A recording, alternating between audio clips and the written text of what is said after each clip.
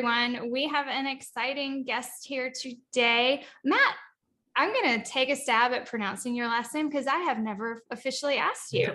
The way I read it on screen in Slack is Houlemard.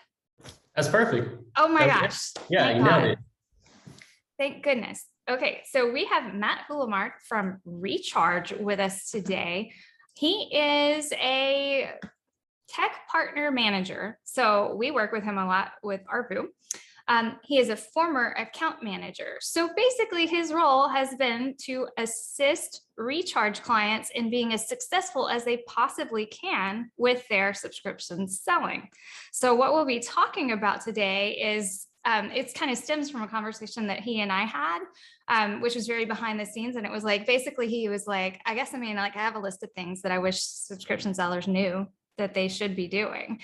And so that led to like this kind of creation of a list of things that he thinks subscription sellers should be doing. And we're just going to Q&A, talk through that. Feel free to raise your hand, interject at any point during this session if you have a follow-up question to what is being addressed. So just in case you do not know, Recharge is a subscription payments platform used by over 15,000 merchants to reduce churn and increase lifetime value.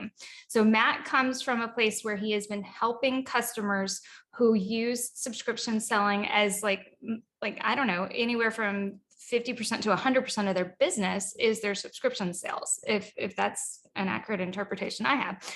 ARPU is bringing you this series. I'm Ashley with ARPU. We've got Seth on the line, and we work directly with Recharge with Shopify, right? So if you sell subscriptions through Recharge and Shopify, you can use ARPU to send out an upcoming subscription notification that is, it replaces recharges and it's like on steroids. So it includes the ability to upsell, the ability to delay, the ability to change your order, right? Like easy paths to do those things. So it is a customer experience tool that is like a very well-read email because it's telling them we're going to charge your card and send you something soon, right?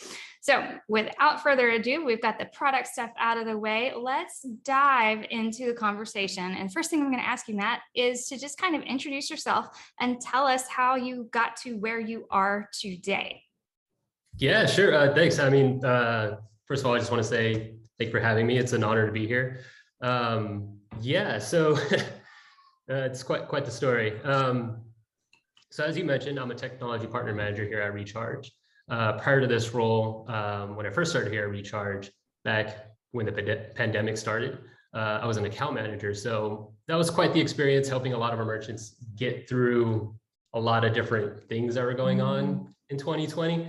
I got some crazy. I mean, not much happened that year. Yeah. What was it I don't again? remember anything big like in 2020. Yeah, other than like the world stuff going on, which was pretty crazy to just talk to merchants.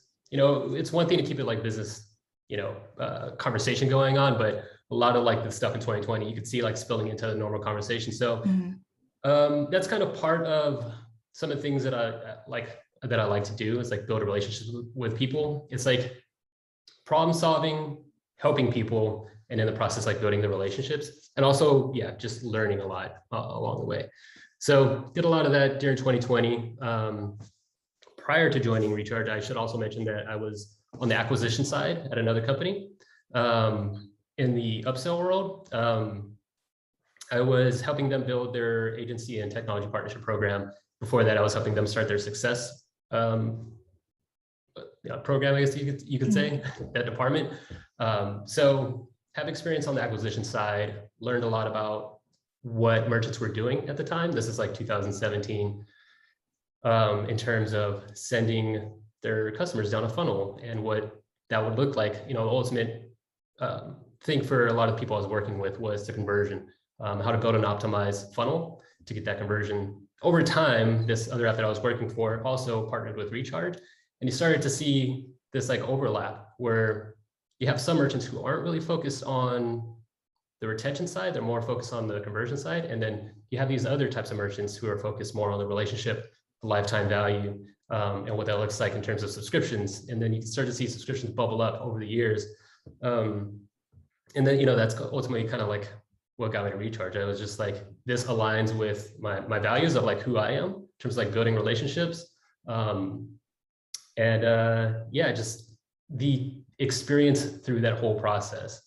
And so a lot of what I did in 2020 with working with merchants was talking to them about their customer experience, because a lot of the conversations that merchants were having with me were, you know, I have these like set of issues, I have these goals that our company are trying to reach. And, you know, one of the things that always pop in my head when talking to them is like, these are people, they have families, they have employees. How can I help them with their business? So it really propelled me to answer some difficult questions, again, and just try to problem solve my way through this. So over that time, the way I look at things ultimately is through the customer journey, from your marketing channels, what that goes when your customer sees an ad, what incentivizes them to go to the website, to your product page, to, you know, add something to the cart, go to the checkout. And then with Recharge, what does that look like for recurring orders? What is that experience like? And so, I mean, to add more context to that, it's like Recharge has been around since 2016. Over those years, a lot has happened in the industry. So you got things like Shopify making it easier for entrepreneurs to spin up a store and create one. You have, you know, drop shippers, you have mom and pop shops, you have people who have really strong brand values and have a message. And basically, yeah, I went off the rails there. Sorry, that was just like no. I'm loving it. I'm loving it because okay. I feel like at the core, and this has kind of resonated through multiple conversations that we have had when we talk about what it is that subscription sellers should be focused on.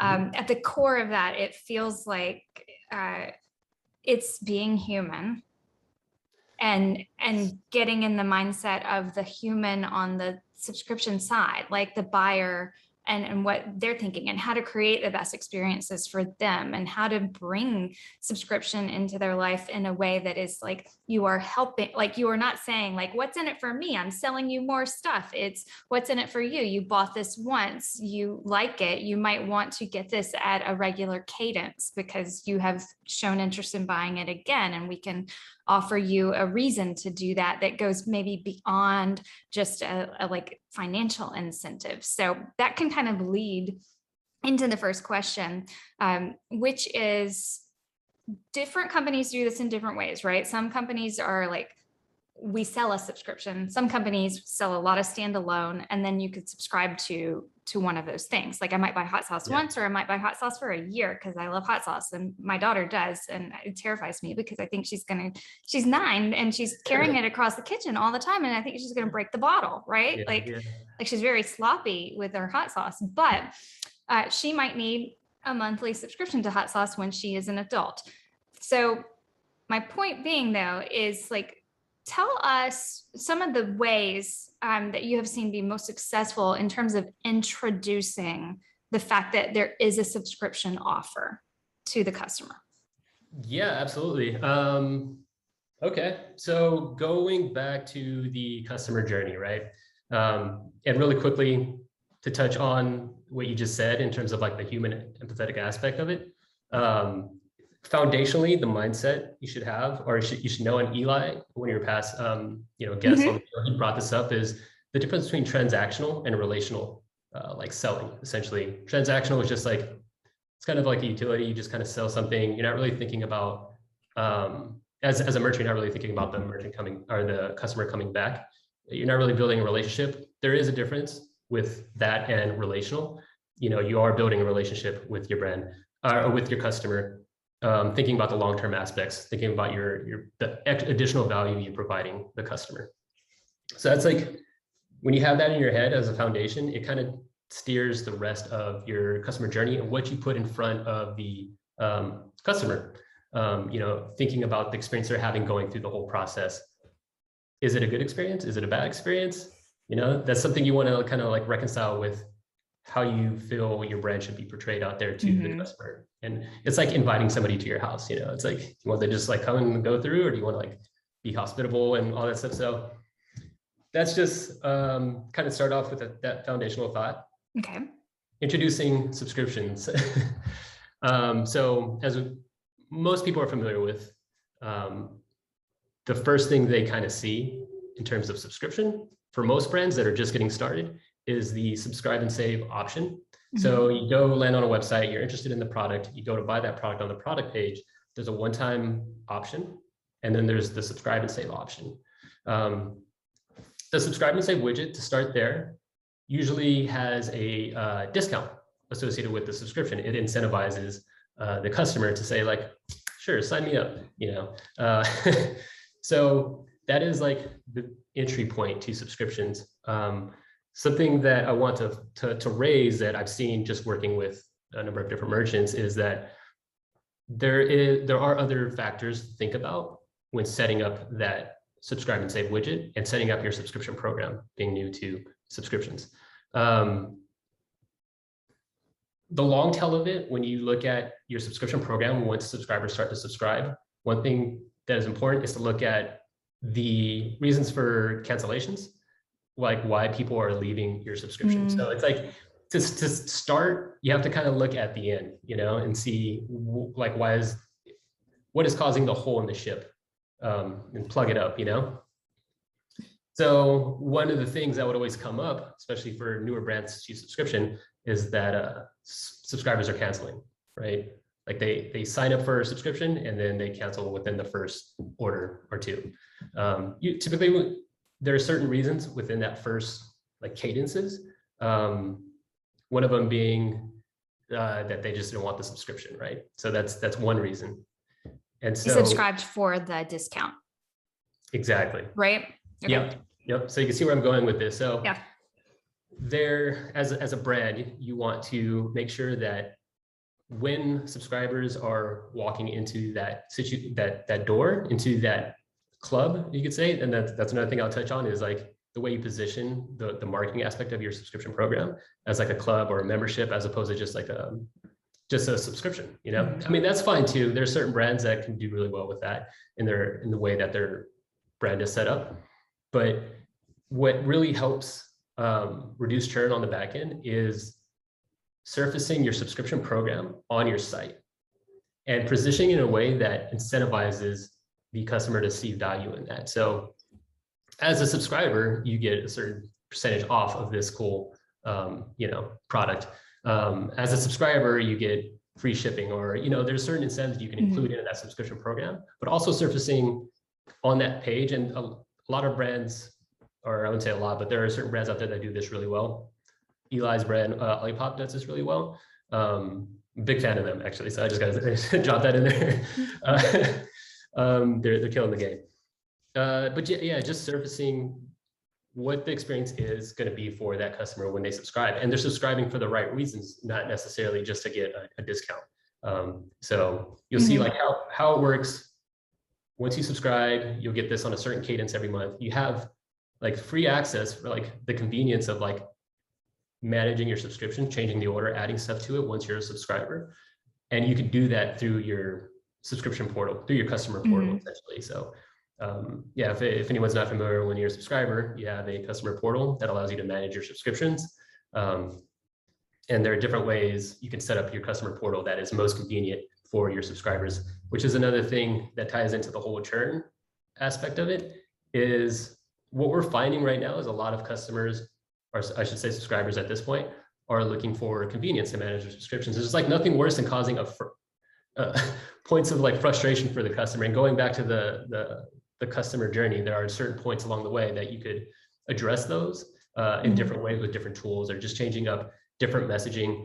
But yeah, once you lay it out, you can see the different points where customers start to fall off. So okay, so you're saying make sure like on your website that it is obvious that you have a subscription offering. Make sure that the offering feels like more than a monetary reason to buy once and then churn, right? And so when you get into that, like, and making it feel like a membership, can you talk a little bit more about what incentives beyond free shipping and a discount have you seen work well and make a subscriber feel like they are joining a membership or a community? And at the risk of like, hey, some of this stuff is like, I might want hot sauce, but I might not want like to be a member of the hot sauce fan club, right? Like, so where have you seen that successful and not and well executed? Yeah, so the most successful ones I've seen are brands that start to see, and you brought this up earlier, they start to see 50% of their recurring revenue be from subscriptions as opposed to one-time purchases. And that's when it starts to click in their head, like, I am now a subscription like brand, you know? Before there's like, before that like 50% mark, at least, you know, interacting with a lot of merchants, they're still kind of like filling things out. Mainly they're just focused on the marketing aspect of it. So once that tip starts to scale, or that scale starts to tip the other way, it's when marketing starts to merge their efforts with the retention strategy. So I'll start to see like positions at companies for like, you know, manager of retention or marketing and retention director, like just things of that nature. Like they're starting to focus on the retention side. So with that in mind, it's keeping in mind of like what your brand can offer that's going to provide long-term value to these customers. Mm-hmm. And it can be specific to the brand itself and, you know, what they can do, you know, financially or whatever they can set up. I've seen some really cool things. A brand that subscribe to, they have like once you're a subscriber, you have access to like a special community essentially. Mm-hmm. And it's like through text message, they reach out to you and say like, hey, like everybody get their drinks ready. Like we're going to do another like call, you know, just kind of, it's like for everybody to kind of jump on it like this, like kind of jump on a Zoom call, just kind of like chat. Is this a booze brand? Yeah. Okay.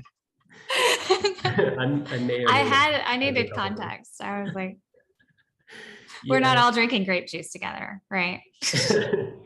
Yeah, of course. It's, yeah, another water. Okay, so that I'm gonna like try to repeat what you said because that's how I learn, right? Is to say like, did you mean this? So newly started, you might not be as like, you might still be discovering what your customers enjoy about your brand or what they want your brand to be. Like that's when you're in acquisition mode and kind of learning from others. 50% around that subscription part of your entire model, then you're starting to think about having specific people focus on marketing and retention and what it means to be a subscriber to that brand and what kind of value can you bake in that is not the physical good, but the feeling or the like emotional offering that you can pack into that. And I feel like that takes us back to when we did talk with Eli Weiss at Olipop, and he talked about like the journey with the product, especially if it's a healthy product or something, because then you're starting to accrue months of usage of something that reflects your desire to like have a healthier lifestyle. Oh, for sure. Or something along those lines. So figuring out the like emotional drive behind why the person is buying the thing. So that could be far different for booze or like soup. Like maybe that's recipes, or I want to be cooking more, so I want to always have a stocked kitchen, or like, so kind of like really getting into the triggers of the why would you subscribe to this product, and then what extras would make you feel like you have brand loyalty and that this subscription is something that is like a positive part of your life. You nailed it. Yeah, I was just gonna, that's exactly what it was. I was gonna bring up another example. It was just me of a personal example. I ran out of toothpaste. Yesterday, basically. Of a certain. Good thing we can't smell your breath. Yeah. No, I mean, I was about to run out of toothpaste.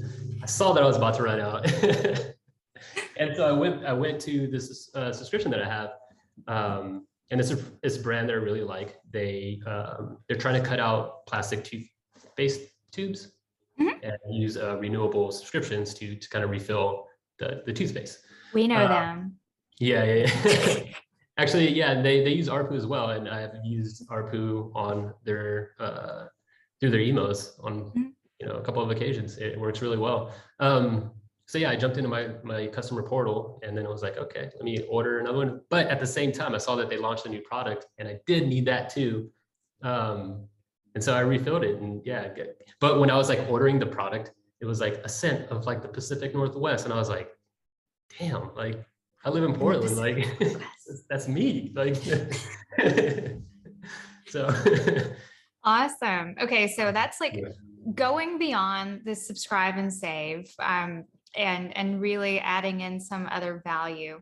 Do you have anything else to add in terms of like where that belongs on the website, or at what points in the customer flow of landing on your web page and attempting to buy a thing that you should be like saying like, hey, there's a subscription offering here? Like sometimes I go straight to a product, right? So I might not know. Yeah. So yeah, there's two ways of thinking about it. There's like new customer, right? And I really quickly, I want to go talk about this other situation. Okay. Using just the subscribe and save and acquisition for a new brand launching on subscriptions. This example just came to mind, but we had a brand that launched on Recharge, and they already have a strong following, like in the UK, and they want to launch a US store, and they have a strong following here for one-time purchases. What they did to initiate their subscription program was like, if you like want to subscribe and save, get a free case of beer. And so like that, like I mean, I'm not saying everybody offer free products or whatever, but just saying announce your subscription program like it should be, like highlighted and what it's going to provide to the loyal customers. But that method. Go ahead. Sorry. I was going to say that method right there helped with the acquisition, like right out of the gate. Like roll it out with excitement, right? Exactly. If you were adding subscription, roll it out with excitement. Okay, so this takes me back to a very like online subscriptions. I mean, Amazon was around, but we're talking, I was living in New Jersey, so probably 2006, 2005. And I have really strong loyalty to a brand that I think like no longer, I think they folded, but like certain people kept their stores open. Like one of those type franchises, it's Quiznos. Does anyone else know what happened to Quiznos? Yeah. I love Quiznos. Like I adore Quiznos. And part of the reason I really adore Quiznos, and this is like just a very human in-person version of what I think you can do with subscriptions, or you need to think how to like translate this into the online digital realm, is they had a new store opening, and the guy who was running it did a like buy 2 subs by 10 a.m. on this date, get 1 sub free per week for a year, or like 2 subs free per week for no, not 2 a week. Somehow my husband and I went that morning and then got our coupon. We were like paper coupons that they were like, using a star-shaped hole punch to like, but somehow we had a free meal once a week because of the way we did it. Like we both bought the deal, and I think it was two a month. And so we were like eating half a sub a week but we like have complete loyalty to this Quiznos because of the big way they rolled this out. Right. And so I think you should be thinking about like how, if you are adding subscription and you already have a loyal customer base, you have an email list, like that it's not quite as exciting enough to say like, hey, you could start saving this percentage. It's like you could be among the first to subscribe and get this really cool offering that we have.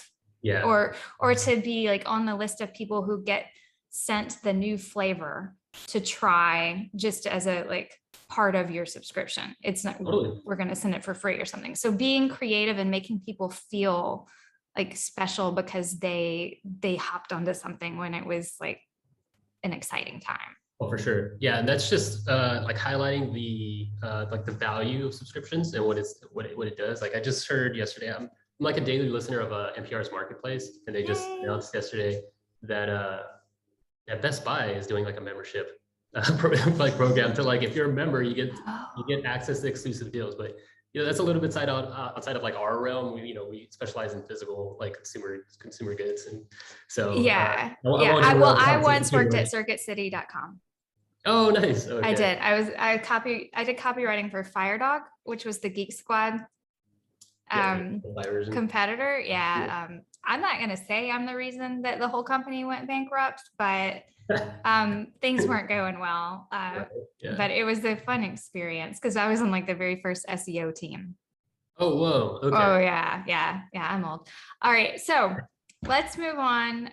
We're going to talk about customer journey and like scaling up your subscription programs. So we've now like decided that you need to, well, I guess I should back up. You need to make sure subscription is obvious on your website. You need to make sure it's obvious in the checkout flow. But I want to ask you this.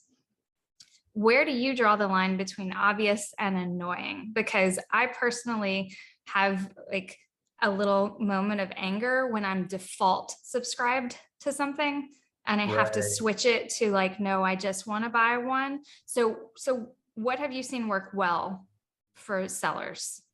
Yeah. So, to your point, that goes back to the transactional relational like approach to selling as a brand. In terms of scaling, just for a bit of like framing reference, at Recharge, the way we look at it is we have 3 different scales of brands, really. So we have like the newly started brands, the ones that are just signing up, quick deploying on, with Recharge and subscriptions. They want to acquire a lot of customers. That's like one of their main themes, among others. The middle realm is expansion brands. Those ones are like starting to figure out like, oh, we're getting a lot of subscribers. How do we keep them? How do we focus on lifetime value, customer engagement? And then the last like realm is mature brands. And those are the ones that are just like figured it out and are optimizing a lot of their processes to make it more efficient. Mm-hmm. So yeah, I kind of went off the road again. So no, it's there. So like the issue I think I was trying to get us to, which I think it could be different for those different phases, or it could be the same, is like, what is like a great flow for someone coming in and going to check out with a one-time purchase and like being informed there's a subscription, but not being like forced to if they don't pay attention. Right. Okay. I got it. Yeah.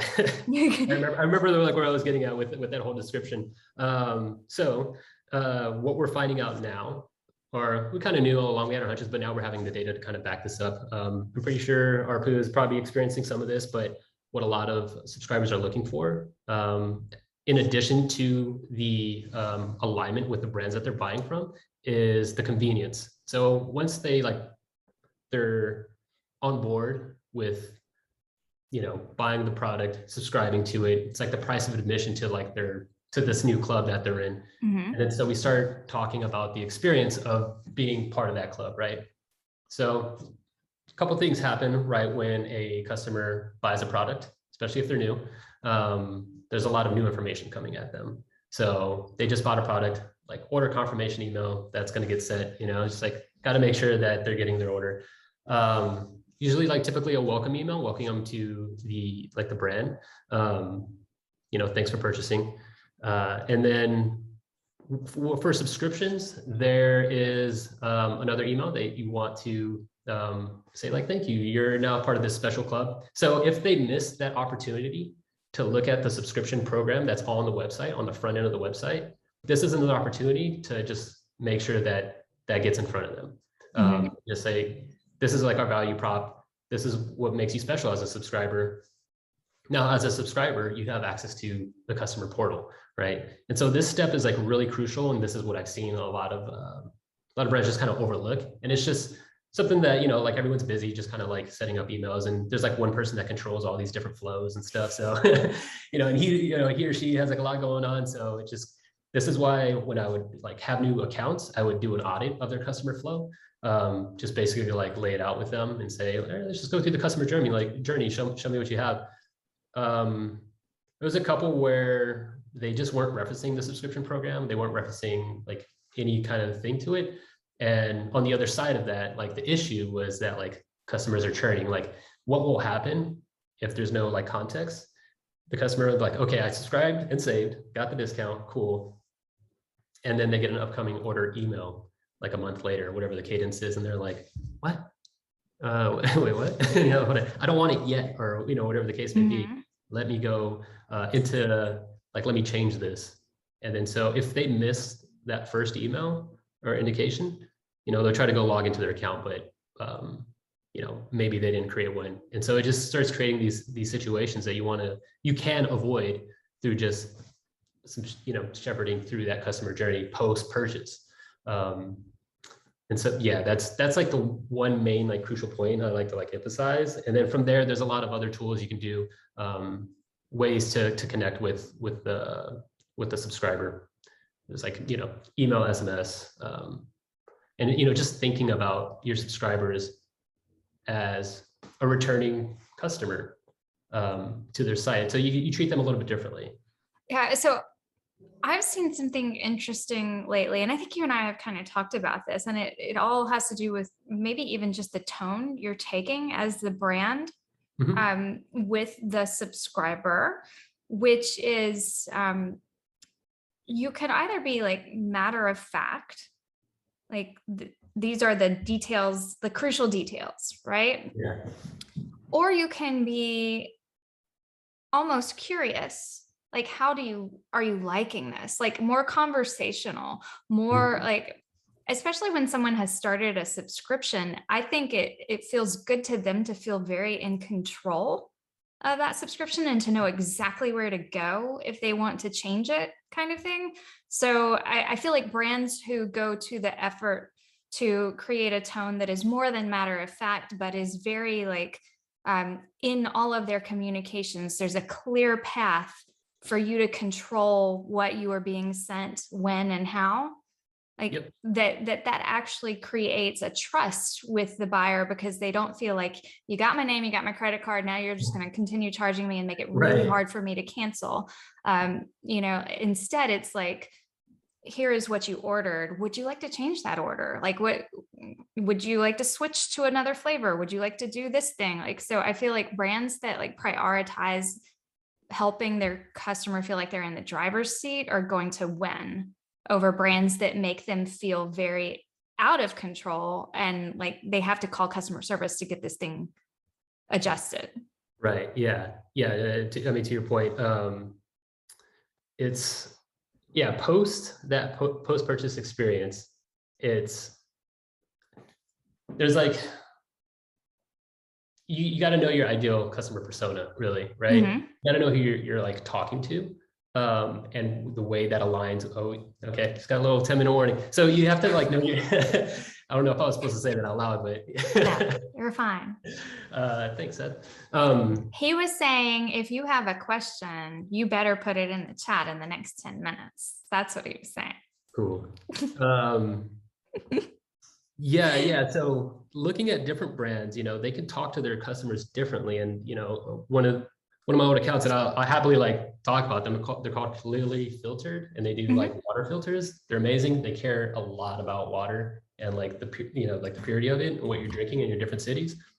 Loved working with them. But their audiences were a little bit, they're a little bit different from like a modern brand, you would say. And so they knew when talking to their subscribers that they're, you know, a little bit on the like older side, I guess you could say, in different parts of America. So they tailored their messaging to that and were more matter of fact. They definitely still care about their subscribers, for sure. Cool thing about their stuff is like you order a pitcher, it comes with a filter, and then every cadence, depending on how many people live in your house, they will send you a replacement filter, which I think is like, yes, it's like I don't necessarily have to worry about adjusting my order. It's like I'm leaving it up to the experts to pick the cadence for me. Yeah, like based on what you've told them your consumption likely is. Exactly. Right? So yeah, this reminded me of something, and now it slipped my brain, but I want it to come back because it felt powerful when I was thinking, oh, okay, I've got it. All right. So completely different brand that I was working with, was talking with the Daily Memphian, right? And they have an online digital like newspaper excuse me, it's a newspaper with like 40 newsletters, right? And the founder of that company gave, like, he just worded it really well, and I'm not going to do it the same justice that he did, but he talked about their success in their market because they were bringing maybe older people onto a digital subscription, right? Yes. And he said that a huge part of their success had to do with having a customer success person in there who was willing to get on the phone, talk them through, like explain, like email to them at times, help them navigate the website and understand like the value in what they were paying money to get. But the thing that he said that I think we all need to reflect on is that when someone has a problem with your user experience, it's not their problem. It's your problem because you did not design it well enough for them to flow through it without needing your help. Right. So I laugh at that because I am like very non-design, and I bring that element to my team at times. Like, I don't speak developer, and I'm like, why the heck is this like this? And sometimes I think we all have to like back up and peel the layers back and go like, who is the audience? How will they interact with this website? How will they interact with this flow? Like, just because it's similar to Amazon doesn't mean that your customer has been using Amazon. Yeah. I've seen brands like try to fake it, like try to spin up like a morally like sound brand to like position themselves with, you know, whoever the audience may be. But one thing I've noticed just like from being in e-commerce is that sentiment, that like relational approach, and Eli, again, he does this really well. Like, he believes in that stuff and the brand believes in that stuff. So it projects itself outside of the company in the way the company interacts with its customers, right? So if the people don't really believe like in the relational approach, there will be a lot of confusion and stuff to why certain metrics aren't being hit. But yeah, so I think I really want to touch on, you know, I know we're running out of time, but it kind of like encompasses some of the other questions you brought up. Hopefully I can like stick on that. It's okay. We can go over and people can just drop off if they have other meetings, and we'll record it because this is all very valuable to our audience and to us especially too. So no worries. That's awesome. Yeah, the thing I wanted to chat about before we run out of time. So yeah, it's like looking at the data, especially with subscriptions. Like last year, it was like the market was around $20 billion. By 2025, it's going to be around 500 billion. So it's like 70% growth across the next 4 years. And that's pretty insane. Like, just think about like the growth that e-commerce has experienced last year due to the acceleration from COVID, mm-hmm. and how much has happened then. So we, you know, 4 years from now, like we're barely in the beginning stages of like figuring this out and like locking it in.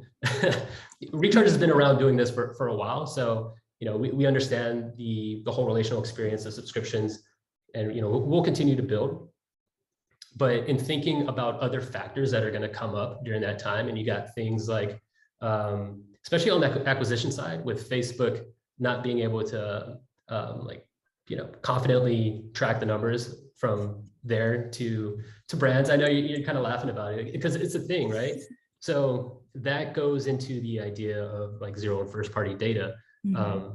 And so like on the front end, you were asking about like, how do you position that subscription to a customer, right? That like the subscribe and save widget. What we're going to start seeing more of are like things like quiz flows, like gathering that information and guiding customers down the path to the ideal product that is right for them. And again, we're like in the early stages. There are merchants that are doing that right now. I love that. I love when I see that. Like when it's like, I want dog food. Okay, well, what size dog do you have? Yeah. Right. And then we can tell you what kind of food you need and at what cadence. Yeah. Right? How many dogs? Like, things like that. Yeah. Yeah. Do you have a cat? We'll add this in for your cat, you know, this little like toy or something. Yes. Yeah. So I love that. Like more custom flows based on where the person is at when they hit your content or your site or whatever. So what other ways, I know we want to talk about scaling. Oh yeah. And I think that's like I think we're at the right point, right? Because we've talked through like how to introduce things, how to create journeys that feel like you know where to go as a customer. Like I've got a roadmap and I can see that if I go right, that's where I go add an item. And if I go left, that's where I delay it. And like just being like overly instructive with the road signs, like giving Yes. them ways to navigate the experience, and giving them a reason to be a part of the experience beyond the physical product and the discount, right? So then where do you go with companies that want to scale that and start really seeing like huge retention, big acquisition growth, like those kinds of things? What do you suggest to those companies? Right. Okay. So we're getting out of the first stage and going into the next stage. We're as a brand, we've acquired a number of subscribers. So now you have subscribers that are sticking around for a while. You're kind of nailing into like your ideal customer persona. You understand that.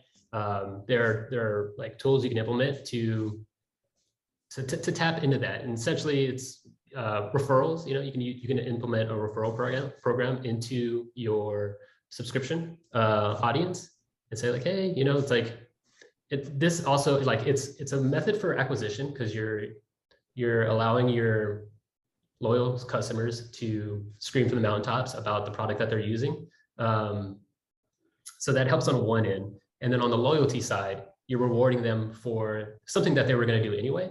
You're rewarding them with points, which ultimately gives them a discount, you know, down the road, helps them save money. So yeah, while that continues to scale up, you want to look at things start looking more at the data, the information that is coming in. Why are people canceling? There'll be a number of different reasons, but you want to make sure you have those dialed in and collecting that data to make sure that you're keeping a watchful eye of where your subscribers are running into friction points, things that are like they're not satisfied with. It's not like a set it and forget it. It's like you reach a certain point, you plateau, you're figuring out like why, like what's happening, what am I gonna do to get it to the next step? So start looking into a lot of the data. Convenience is a big thing. So you want to make sure that you are giving your subscribers the ability to modify their subscriptions as necessary.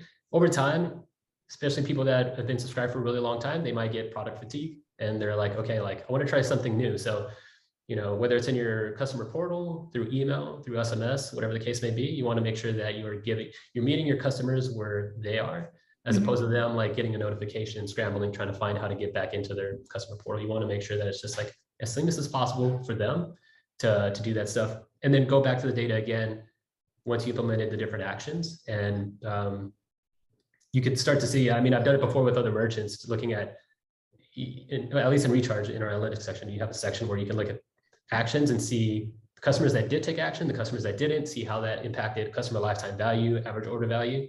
More often than not, the convenience of providing that for those customers that did take action gives a lift in lifetime value and average order value. So I'm pretty sure, you know, you're at ARPU, you're familiar with that as well. So Right. So I mean, like there's a school of people who hesitate, and I think that it reminds me of old marketing, right? Like best not to say anything lest they make a bad decision that impacts us negatively. right. So we're going to like keep choices from people because we don't want to see, like we want the bottom line to be wherever.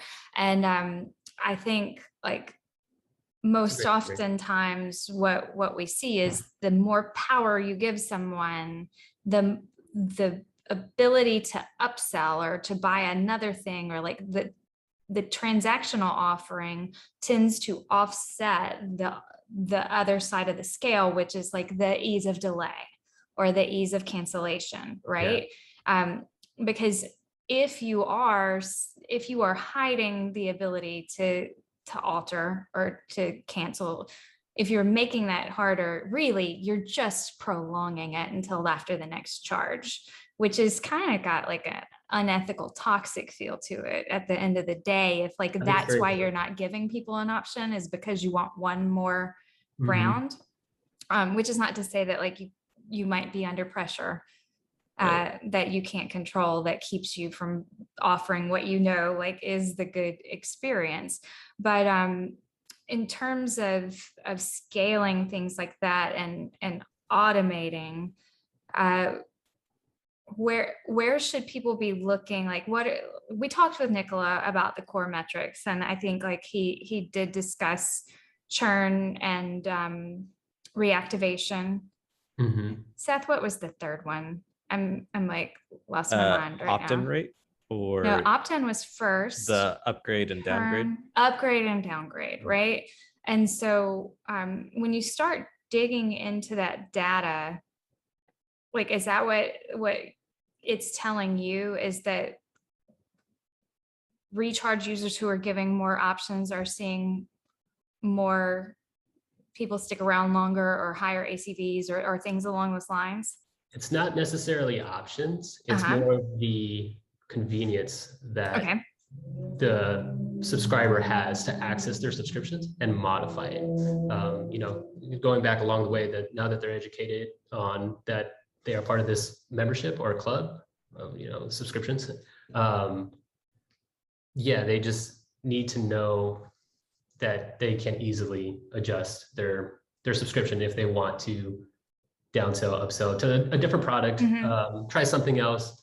But yeah, essentially in that process, you want to make sure that they're happy, right? So yeah.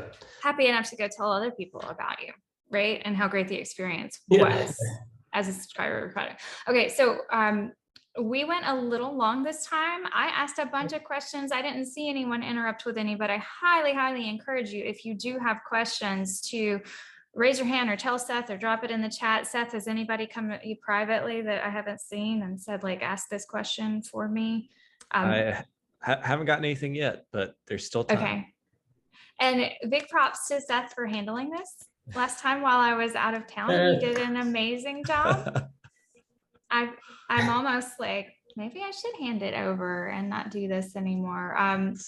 But I want to take another moment to thank Matt and like the team at Recharge for giving us your time with this. I feel like we're blessed to mutually serve a customer that wants to provide an amazing experience for their subscribers. And I'm really excited about the work that we've been talking about doing together to make those experiences even more amazing. Same. That gets me back to something that what you said when we're talking about scaling, that I did want to mention, and that is it's almost like a mindset thing that I think you could speak to.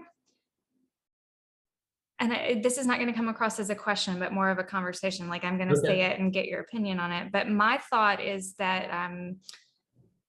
as sellers, our mindset should be that we will never solve this puzzle, right? That once we optimize this one thing, we should look to optimize the next thing. And that's just kind of how the web works now, right? There's always a newer, better way to offer a better experience, or there's a product improvement, or there's a like workflow that can now happen.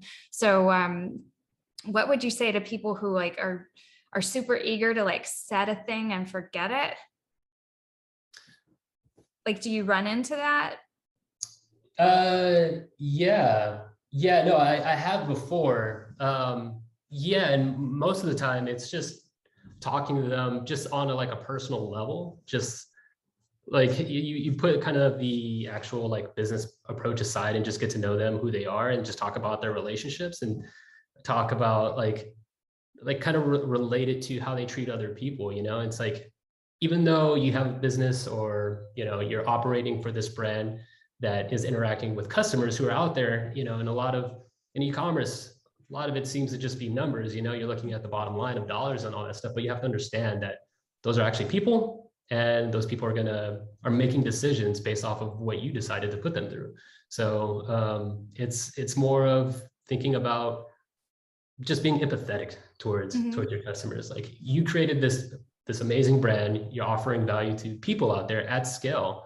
So, you know, like let's really drive that in and make sure that that people are seeing that value, you know, as opposed to, yeah, you don't want to think about it as like a one and done situation. Granted, there are brands out there, or companies, I should say, that do that. You know, they're like people spinning up, you know, like drop shipping sites and stuff, which is fine. That's a whole nother like side of the e-commerce world. But yeah, if you want to think long-term business is supporting, you know, the people that you've employed, the people that you're serving at scale, you just want to really make sure that the relationships you're building, especially internally, that will then scale out to your customers. And I really, yeah, I believe that, like thinking, like you said, mindset and foundational things, that is sort of the way I think. You know, it's like in the day, it's like subscriptions and all that stuff, but the stuff we're actually learning of doing all this stuff, they're like more foundational things that we should be thinking about. So Dennis Shao presented with me at Content Marketing World, and we were talking about emails that you send people, right? And he had a suggestion that I thought was pretty, like, I don't know, it could get intense, right? But his suggestion was that as brands, that we should treat unsubscribe and churn as a personal thing instead of letting it be a number. Oh, for sure. Yeah. And so his strategy was get an email notification every time someone unsubscribes from your email list, and you will care more about what you are sending that person. Oh, yeah. Right. Like, or that audience. Right. Yeah. And so it was kind of like, I thought it was an interesting mindset, because it's like intentionally feel the pain of the churn, because it will then force you to like know that not like 500 people churned this month, but Sally, you know, Seth, Nick, and Matt churned this month. And then like you've kind of humanized it to the point where you're like, what can we do to better serve Sally, Nick, Matt? Like, how do we change this so that it's not so painful, right? And so I think that could be interesting and translated into subscription selling and figuring out, you know, should we be talking to 20 customers a month who churned, and understanding why, so that we can then take that and bake something better into the customer journey that would have resulted in them sticking around a little longer. I mean, yeah, to your point, like that's exactly the way, like the reason why I am the way I am. The last company I was at, since it was like a startup and there was not that many people, we had a lot of different hats. And one of the co-founders, like we were just out drinking, getting to know each other. And, you know, he was relaying to me how much he's invested in this company and stuff. And I was like, all right, if there's one thing that I can do, like what, you know, what is it? Let me know. He's like, stop churn. I was like, haha, you know, funny. He's like, no, I'm serious. He was like, stop churn. I was like, yes, sir. Okay. You know, I just like went on a mission to like figure that out, and through that whole process, like it was a software as a subscription service. But again, speaking of scale, the ideas still apply. Definitely every like churn that we had, I felt, and I made sure everybody else felt it. And that helped everybody get visibility into like what our product is actually doing for people, you know, identifying ideal customer persona, make sure that we are serving the right people that we should be, and not marketing to, you know, people that we shouldn't. And yeah, that all those lessons that I learned apply specifically to just subscription in physical products as well. It's a lot of it's very similar, you know, but you know, we didn't get it to like the whole actual like final mile, like shipping part, you know, tail end of it. But you know, maybe we can get someone on here that will talk to that. So excellent. Well, no, that I feel like this show is an ongoing conversation. This one's about to wrap, but the next one, I am finding a speaker for us. So if you have any suggestions and you're listening or watching this, please let me know. I am intentionally trying to find some female voices to add to the mix beyond my own, because we are inclusive here. And I think it could be interesting to add some different opinions and some diversity in here to kind of start seeing how different sellers use relation to their customer to sell, and what they note as North Stars and things like that. So founder stories are welcomed. Clients of either of our brands are welcome. Like, you do not have to be a thought leader thought leader to come on here and have a good discussion with me. I just want to know like what moments you've had learning experiences from with subscription selling. So that is my call to people to nominate speakers, and we will be back in October and then later in November and December. Everyone on our list, look out, because we have a like a holiday guide coming out, and it is just a simple checklist to help you update your account to make sure it is ready for the holidays. We think that that would be something you should do now instead of November 23rd. We look forward to seeing you next time. Anything last minute to add, Matt? Beyond like, I'm just so thrilled you came. We had a great conversation. It could continue for years. Yeah, no, I just, again, wanted to just say thanks for having me on here. It's truly an honor. This is a great thing you have going. I love the feel of it. The guests, the audience. It's cool to see everybody out there. Can't wait to see what other episodes you have out, and we'll be spreading the word.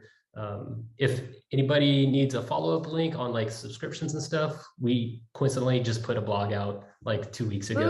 Ooh, drop the link in the chat. I'll drop that in right now. Yeah. Some of it touches on stuff that I talked about, but it's more just about subscriptions in general and how to set it up. Very similar themes. All right. Well, I don't have anything further. Thank you all for coming, and we will see you next time.